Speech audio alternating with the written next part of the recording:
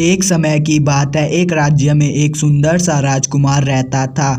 उनका विवाह बहुत ही जल्द एक सुंदर सी राजकुमारी के साथ होने वाला था। इसी की तैयारी में पूरे राजमहल को अनेकों तरह के फूलों से सजाया गया था।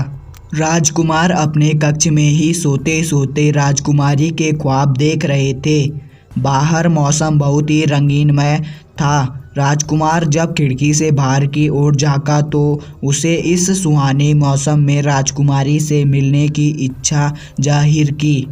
इसलिए उन्होंने अपने राजमहल से सभी से छुपते छुपाते एक घोड़े को पकड़कर उसमें बैठ गए और अपने महल से दूर राजकुमारी से मिलने चले गए।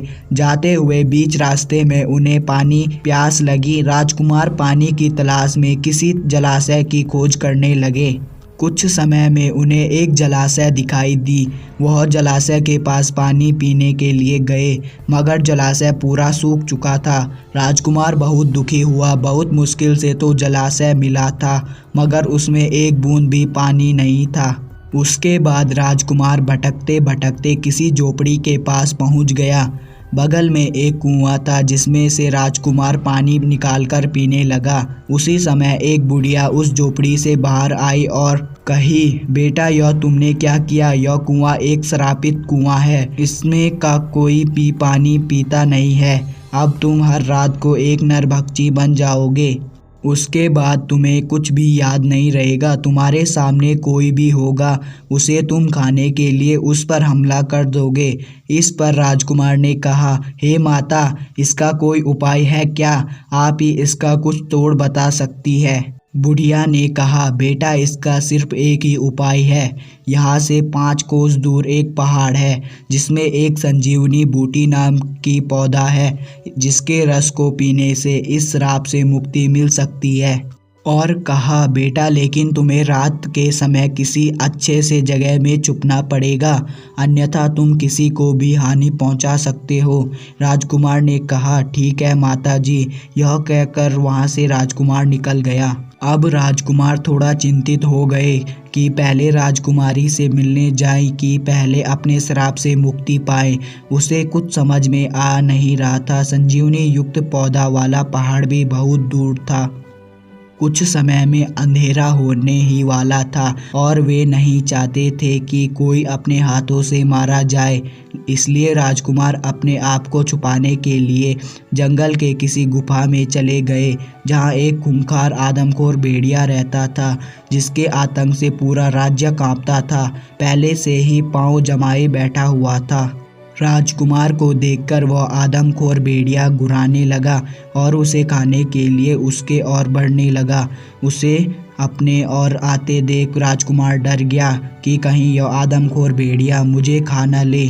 तभी रात हो ही गई और राजकुमार देखते ही देखते मनुष्य से एक नरभक्षी में बदल गया। उसे नरभक्षी में बदलते देख भेड़िया घबरा गया और वहीं पर रुक गया। भेड़िए को देख नरभक्षी रूपी राजकुमार उसकी ओर बढ़ने लगा और जोर जोर से गुर्राने लगा। उसकी आवाज़ से भेड़िया डर के मारे वहीं बेहोश हो गया और उसे नरभक्षी रूपी राजकुमार खा गया। अगले सुबह राजकुमार पुनः अपने असली रूप में आ गया और वहां से उस पहाड़ की ओर निकल गया। गुफा से निकलते हुए गांव के कुछ लोग राजकुमार को देख और उसके पास जाकर उसे पूछने लगे, हे वीर पुरुष, आप कौन हैं जो इस भयानक गुफा से आ रहे हैं? इस गुफा में तो एक खूंखार आदमखोर भेड़िया रहता है, तुम्हें कुछ नहीं किया क्या? राजकुमार बोले, नहीं, मुझे तो कुछ नहीं किया, वह वहीं गुफा में मरा पड़ा है। यह बात सुनकर गाँव वाले आश्चर्य में पड़ गए और उसे देखने के लिए उस गुफा में गए और जब पास जाकर देखा कि सच में वह खूंखार आदमखोर भेड़िया वहीं मर पड़ा है।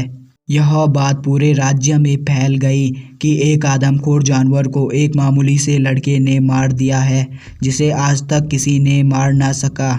उस राज्य का राजा उसे शीघ्र ही अपने राजभवन में बुलाते हैं और उसे धन्यवाद कहकर कहते हैं, हे वीर पुरुष, आज तुमने मेरे राज्य को उस आदमखोर भेड़िए से मुक्ति दिलाई है। तुम्हारा पराक्रम सराहनीय है।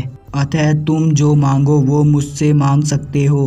राजकुमार ने कहा, हे राजन, यह तो मेरा कर्तव्य था, मुझे कुछ नहीं चाहिए। राजा फिर भी अपनी खुशी से राजकुमार को एक जादुई कालीन भेंट में देकर कहता है, हे वीर पुरुष, यह छोटा सा भेंट हमारी तरफ से, तुम जहाँ भी जाओगे इससे तुम्हें जाने में आसानी होगी। यह जादुई कालीन तुम्हें तुम्हारे मंजिल तक कुछ ही समय में पहुंचा देगी। भेंट स्वीकार कर राजकुमार उस कालीन पर बैठकर शीघ्र ही रात होने से पहले उस पहाड़ की ओर चला गया और कुछ ही समय में उस पहाड़ के पास पहुंच गया और उस संजीवनी पौधे को ढूंढने लगा।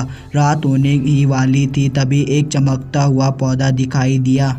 वह समझ गया कि यही संजीवनी पौधा होगा। वह शीघ्र ही उस पौधे से रस निकालकर पीने लगा। साथ ही साथ अंधेरा भी हो गया, पर वह राजकुमार बिल्कुल ठीक हो चुका था और उसी समय कालीन पर बैठकर राजकुमार अपनी राजकुमारी से मिलने के लिए चला गया। उसे देखकर राजकुमारी बहुत खुश हो गई और अगले दिन ही उन दोनों का विवाह हो गया। अगर आपको राजा रानी की कहानी पसंद आई है तो प्लीज़ वीडियो को लाइक करके चैनल को सब्सक्राइब कर देना। अपना कीमती समय देने के लिए धन्यवाद।